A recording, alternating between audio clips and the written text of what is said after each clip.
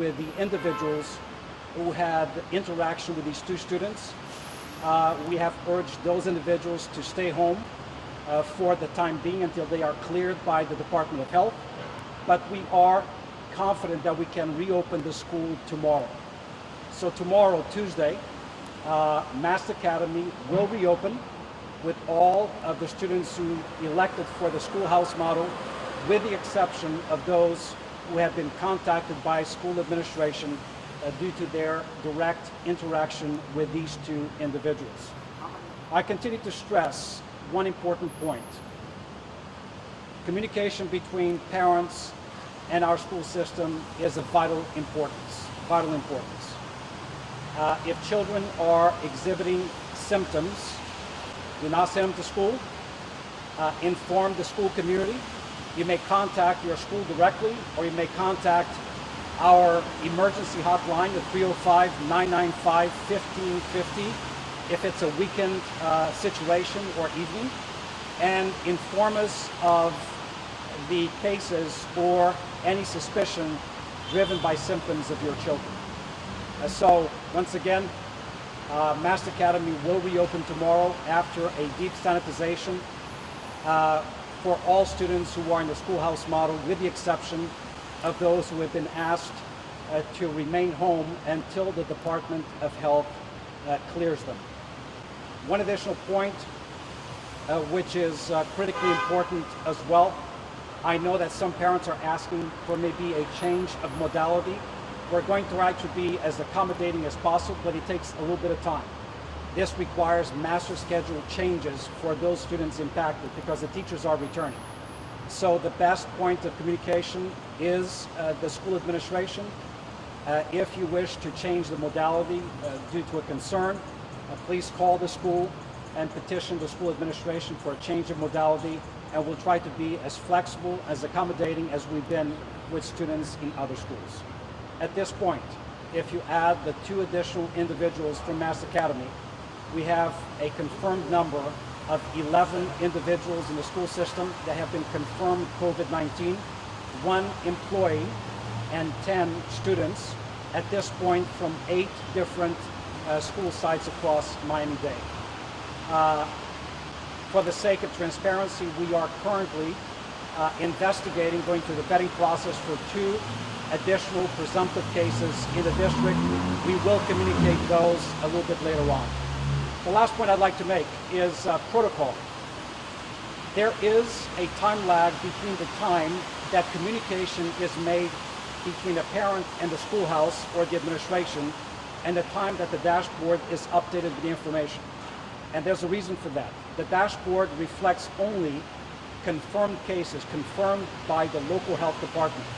However, from the time that information is provided to us, we go through a rigorous vetting process and contact tracing investigation to determine exactly what I mentioned earlier, whether or not those students' identities are correct. Secondly, whether or not they are transported by school bus services that could add to the number of direct contact individuals, whether or not they practice sports, whether or not they have siblings who attend other schools.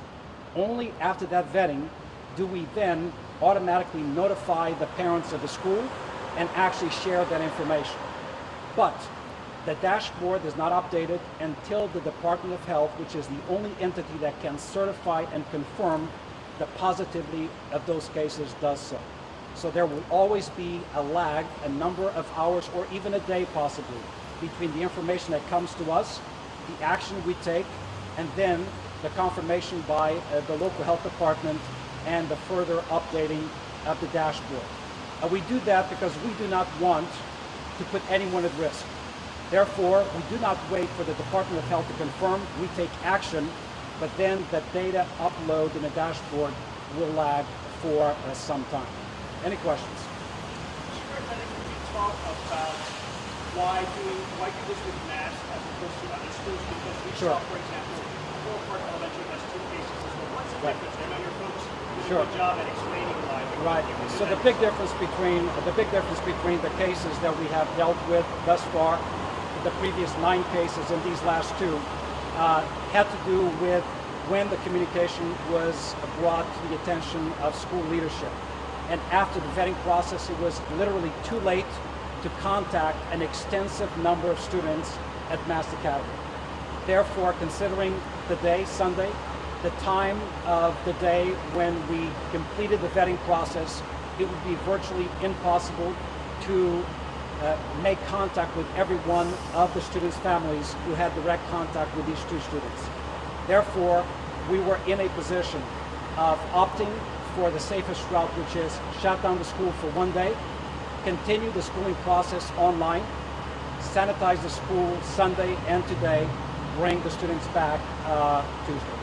Is there a connection to the ratio of students you two versus how many actual students are in place physically at Mass Academy? In this case, there was a connection. Obviously, the percentage of students, I'm not going to give you an exact number, but the percentage of students who had direct contact with these students was such that made it virtually impossible to contact every single parent. As I said, it was an extensive list of individuals to be contacted Sunday afternoon or evening. And what is the number of in-school learning when it comes to Mass Academy? So Mass Academy, the schoolhouse model attendees is around 800 students. Physically in the class? Correct. And look, there's a significant difference also between high schools and middle schools and elementary schools. Elementary schools, students basically learn in a self-contained environment where you have one teacher all day with those students, maybe two teachers, and maybe the art or music teacher will come in or a language teacher. But the students do not necessarily go from classroom to classroom. It is a completely different scenario in a secondary school, middle or senior, where the students actually will go from period to period, even in a block schedule. They will transition at least 3 different times and perhaps be with 3 different cohorts of students. So if you do the math very quickly, one single student may have an interaction of 75 to 100 students throughout the day. That's why this is a game changer for us, and that's why we opted for the safest route, because our #1 priority is the protection, the well-being, the health of our students and our workforce. Was the kids' interaction, and you had so many cases, where were they interacting? Was it at school on Friday, or was it over the weekend this time? Oh, no. So I was speaking specifically to interaction in the school building.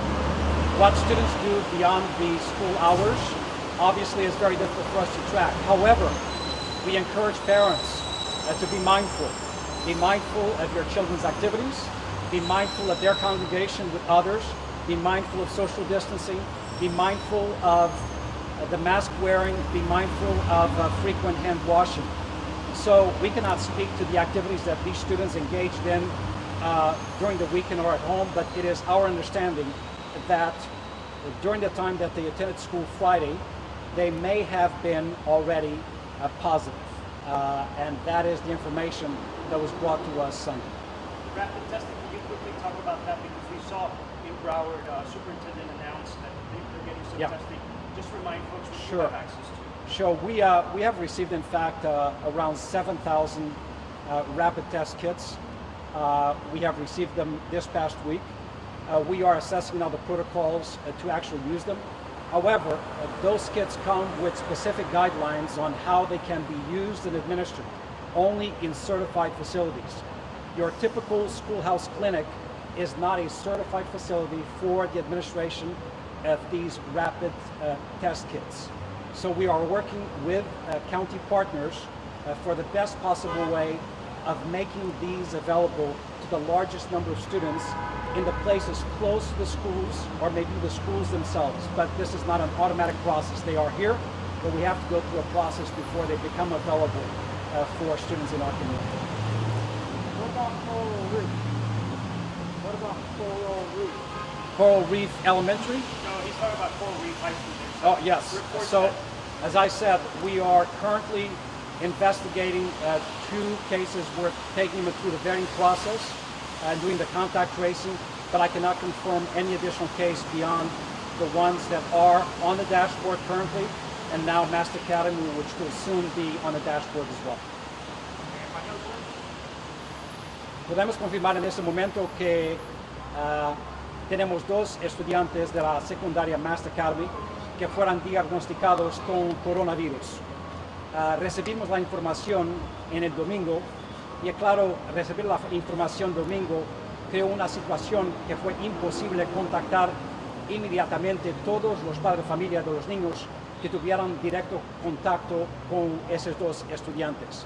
Por eso, considerando la prioridad que nuestra Junta Escolar tiene de proteger el bienestar y la salud de nuestros niños y de nuestros colegas, nuestros empleados, decidimos cerrar la escuela hoy, sanitizar la escuela de una manera muy profunda, limpiar la escuela y reabrir la escuela mañana, martes. Hemos tenido conversaciones también con el Departamento de Salud local, que en este momento ha confirmado los 2 casos de Mast Academy como casos de positividad de coronavirus. Quiero pedir a la comunidad que hablen con los niños sobre las precauciones y las medidas preventivas que tienen que tomar para evitar esta pandemia. También es importante, los padres de familia de Mast Academy, se quieren, debido a esta situación, cambiar la modalidad de enseñanza, que se comuniquen con el director de la escuela, con la administración, para pedir un cambio. Pero eso puede demorar un poco de tiempo porque requiere un cambio muy dramático total del horario escolar para esos estudiantes. Okay?